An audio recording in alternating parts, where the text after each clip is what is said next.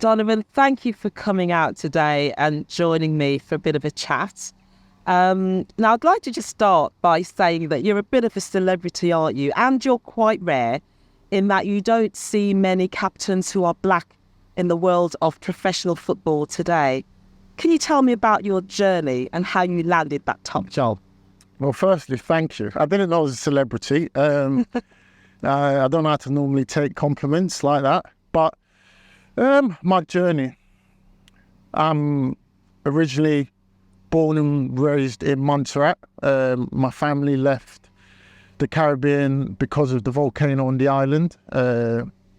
Migrated to London, East London, Hackney, and lived there till I was about 15. And obviously played football. Football was always my escape plan, if I could use that terminology.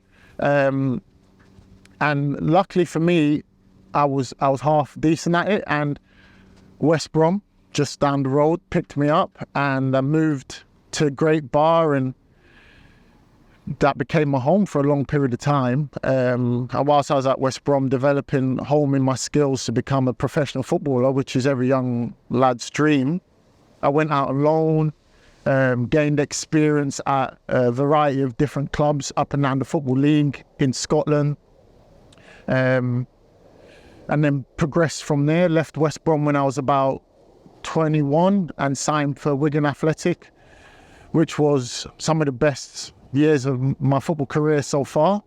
Loved it there. Moved me further up the road, the northwest of England, where I still reside to this day, in Clitheroe. But stayed at Wigan for 3 years, played for various different clubs around in that time period, and progressed again, played for Blackpool, went on to play for Luton, played for Crewe, and found myself here at Walsall. And we kind of met at a perfect time, myself and Walsall, and it allowed me to fall in love with the game again. And throughout that period of playing and being involved in such a really good group of boys, good coaching staff at the time, just a really wholesome, homely club. It allowed me to just settle in and develop as a man, firstly, and then you say become a leader. It just, I wouldn't say it just happened, but all my experiences leading up to the time where I came to Walsall kind of just came together, and I got the opportunity to be captain of this great club. And I'm learning, still on the job, but I would say my experiences allowed me to take it in my stride. And people think it's second nature for me, but there's a lot of work that goes into it, because you have so many people that you need to be there for, and so many things you have to be good at. So yeah. Quite a journey from Montserrat, isn't it? Quite a journey from Montserrat, yeah. Wow, that's amazing. You know, when you were growing up, were there any challenges that you faced as a black person, and how did those challenges affect you or develop you as a person or influence your professional career? I think everybody goes through challenges. For me, growing up in East London at the time, I wasn't the man that I am now. I was a young boy, and I was heavily influenced by my environment. Back in them days, there was post-Cold Wars, and I lived in East London, but you couldn't go into... I lived in E5, but you couldn't go into E8 or E9 without there being some sort of drama. And my environment played a part in how I kind of carried myself, and it isn't a reflection of who I am today. So I'd say those experiences impacted me in a way, in a negative way. And the changing of environment when I came to Birmingham, Great Bar, playing for West Brom, brought me out of that environment and allowed me to surround myself with people that came from different walks of life, and allowed me to kind of just see life from a different perspective. I've gone through many challenges in the early parts. It's tough to pin something down, but I would say challenges are part of any human being's experience. But I would say my challenges have helped me become the individual that I am today. So that's brilliant. You know, we saw you playing earlier today with your teammates. What's that relationship like? We've got, I would say, a beautiful relationship, a really good bond. There's a variety of ages in our dressing room where there's a lot of young lads, inexperienced within the Football League. And then there's some experienced lads, which I fall under that bracket. And it allows us to just be transparent, open with each other, and having that ability to demand from each other allows us to grow together. And I love being around them. They challenge me in ways that I don't always like, but further down the road, I could see how that benefits me as an individual in my role at the club. But yeah, the environment's great. The boys are good. We're young, and there's only room for improvement. We only want to get better, and I would say that is one of the unique parts of this dressing room at this time, in this moment, because I've been part of dressing rooms where there's egos, there's a want for more without knowing how to earn it. And I would say in this dressing room at this time, there's also that want for more, but there's an understanding how to go about earning such a thing. Watching how you interact, you are a bit like a family. That certainly does come across. But your responsibility doesn't just end with your teammates. Quite a few people look to you. Who else are you responsible for as a captain? It's a really good question. Firstly, obviously, the boys, the dressing room, they're the most important people to me associated with this football club. Then you've got the backroom staff. Me and the gaffer here, we have a really good relationship. His coaching staff, whether it's Gaz or Daz or the sports science and Callum, the medical department, I interact with all of them and somehow find myself being the middleman for a lot of things. I did a lot of charity work with Kaleidoscope, who was one of the club's sponsors last year and a bit of this year. So I've done a bit of work with that. I interact a lot and heavily with the community and the fans. Sometimes when we have tough games and really bad results, I have to stand in front of the paying supporters and speak on behalf of the group. And it sometimes is challenging to do when you don't always feel like it's your burden to carry or to bear, but it's part of my role and my responsibility to be the front man and take a lot of criticism away from our young group. And it's something that I've seen growing up and experienced my captains when I was younger at different clubs do. And it was something that I don't mind doing for the betterment of the group, because I want them to just concentrate on football and concentrate on being their best selves. And sometimes when you have outside critiques from your fans or from other fan supporters, whether we win, lose or draw, people are going to have an opinion, and I want to be the one to kind of block that negativity coming into our dressing room and just keep building them up so they can do their best stuff. In terms of more responsibility, apart from football, away from the club, I would say my family, it's myself, my future wife.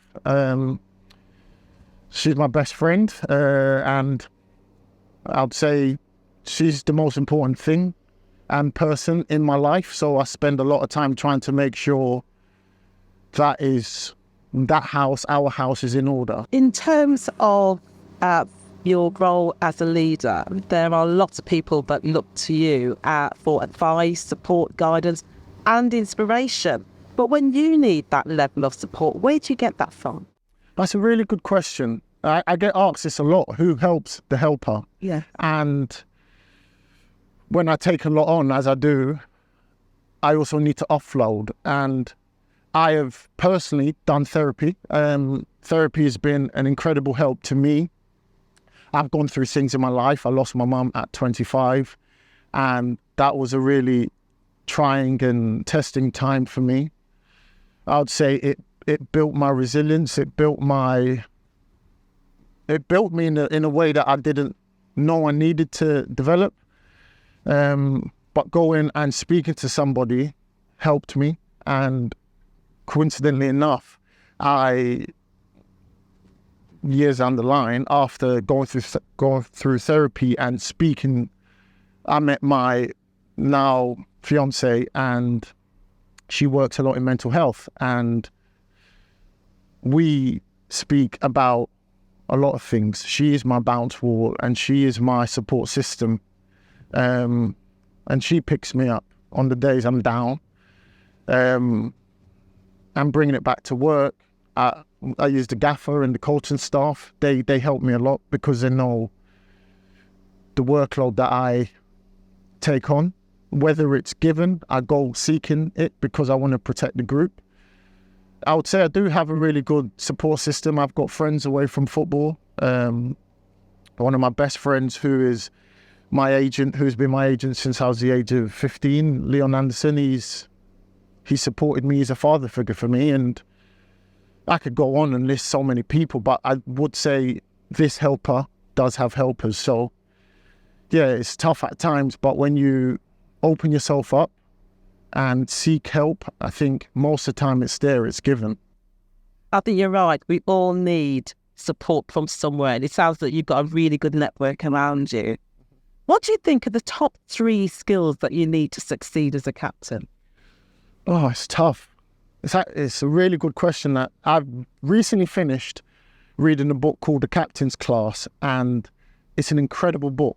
It speaks about so many unique qualities that each individual has. It uses a lot of case studies from some of the top sports athletes that were captains and leaders.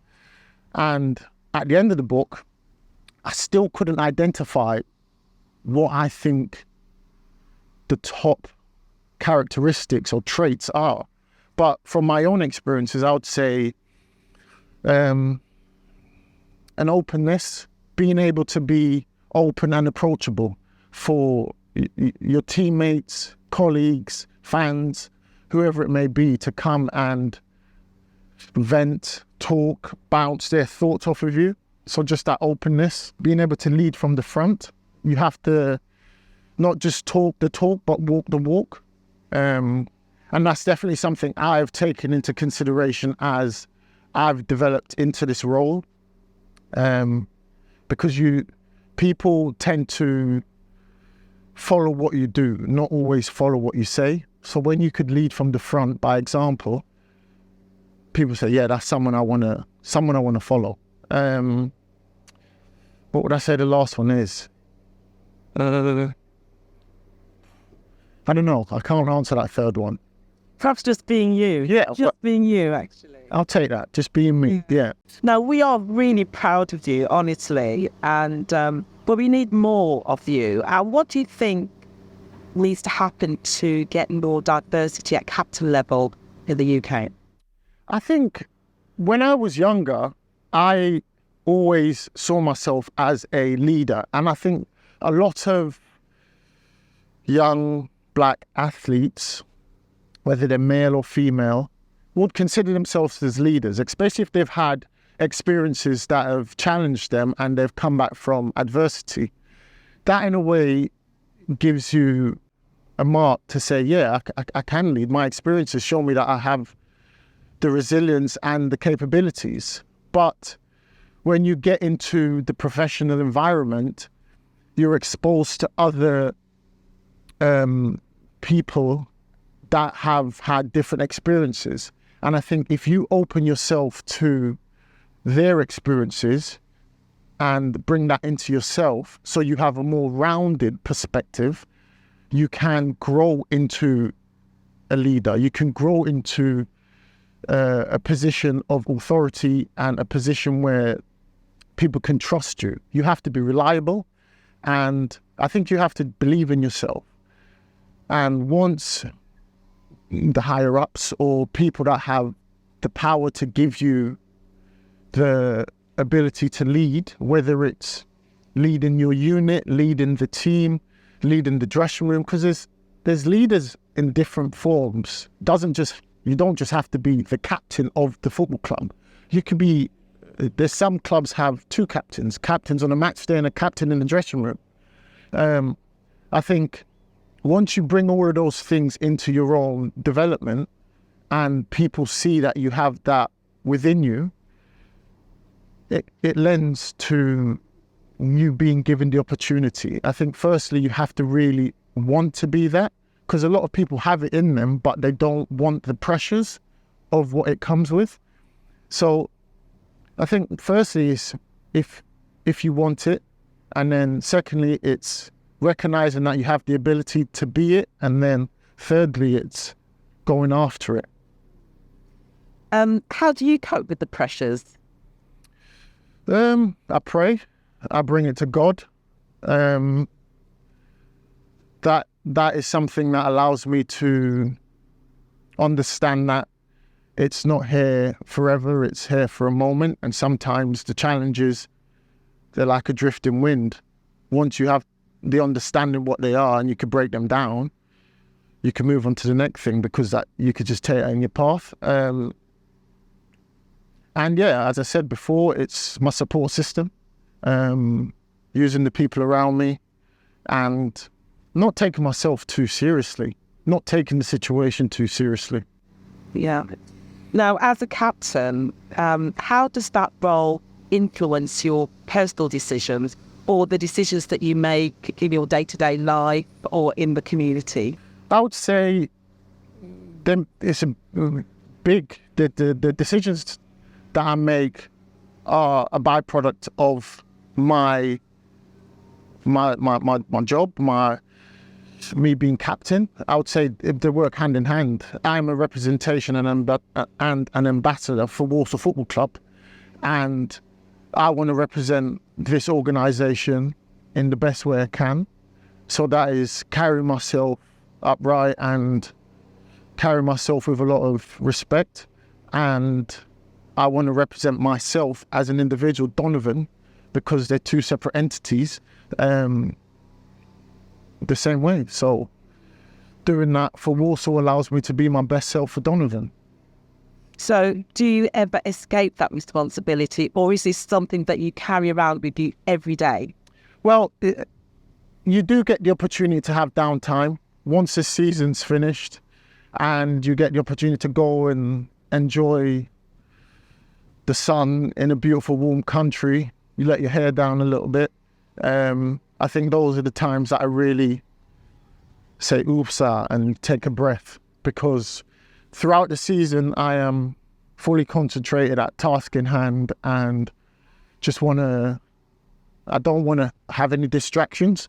So I would say in the off season. That's great. Now, how do you fancy going down to Westside in the centre of Birmingham city centre?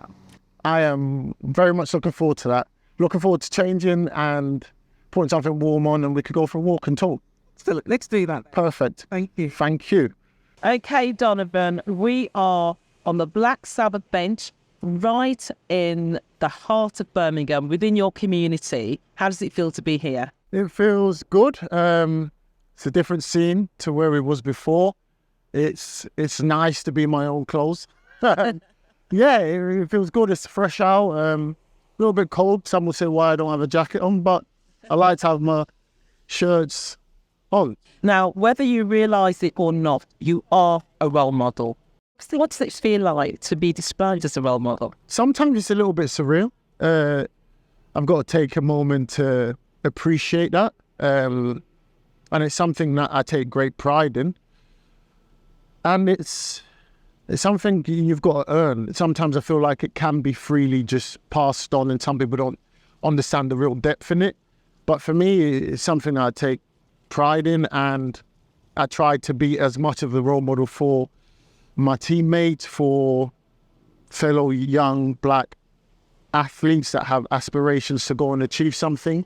Not necessarily just athletes, but people of my own ethnic group that want to go and achieve something within the world. So yeah. So what would you say to, say, a young black boy watching this interview now with aspirations to be where you are in your career in a few years' time? Took me a long time to get here, so a few years. I'll just say, just believe in yourself. There will be obstacles, there will be injuries, there will be setbacks, sideward steps, doubters, but there will also be believers. There will also be people encouraging you, and you just have to stay true to what you want to achieve as an individual. And obviously you need a bit of luck, a little bit of support along the way, but stay true to what you want to achieve. And I believe there's the opportunity to go out and get that and achieve that. You could say that race equality is successful in the game of football, but that's not quite the case on the terraces, is it? What do you think can be done to promote more diversity at the fan base? I agree. There's a real diverse, broad acceptance within a player base. Now they're introducing a lot more ethnic groups from a coaching standpoint. And I think the FA, the PFA, the Football Association, they're all doing and putting in place real good things to promote that and keep it at a really good level. For the fan base point of view, I think we have to go into more schools and go into schools that have a more smaller minority and try to touch the lives of those groups. And we also do a really good, I can't remember what it is called, but they do this beautiful thing where they go into minority-based schools and give them free tickets, and they come to our games on Saturdays. And that affects not just the kids, but the families, because they have to bring the kids along. And hopefully those are the days that we win games, so they want to come back, and they could build from that age. Because a lot of kids, like myself, I started to support my team, Chelsea, from being from down south, from a young age. And I had the likes of Didier Drogba's, and I saw people that was representation of me. Yeah. And that built my love for it, for that club from a really young age. And I feel like having the kids come to the games, or giving incentives to bring kids to the games, because cost of crisis living, it's expensive to get tickets. But Walsall, for instance, they give free tickets to schools, and when we do player appearances, all of those stuff can help to bring a diverse inclusion to the terraces. That's a really, really good idea. And we've seen the game of football change. We've seen more females attend football matches now, so I think that's a really good way forward. Now, it's Black History Month, okay? Every year during October, it's a celebration and recognition of Black history. But what does it personally mean to you? It's an amazing question. Black history. There's so much. For me, there's so many role models that when I learned about Black history really young, it was something I've spoken about in my household from my mum. And I grew up watching so many incredible athletes, or hearing about so many incredible stories, the Muhammad Ali's, the Martin Luther King's. They teach you all stuff in school, but Black history personally, it's just family. Where I'm from, a tiny little island in the Caribbean called Montserrat that has a population of 5,000, growing sometimes, and then it goes down sometimes.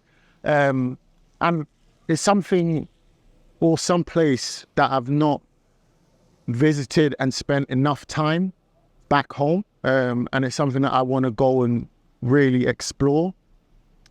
So it's a tough question, and I don't know if I've answered it directly, but it's a feeling. For me, Black history isn't just a month, it's a forever thing, it's an everyday thing. And it's a feeling that I carry with me and try to create a little bit of myself each and every day. Yeah, nicely put.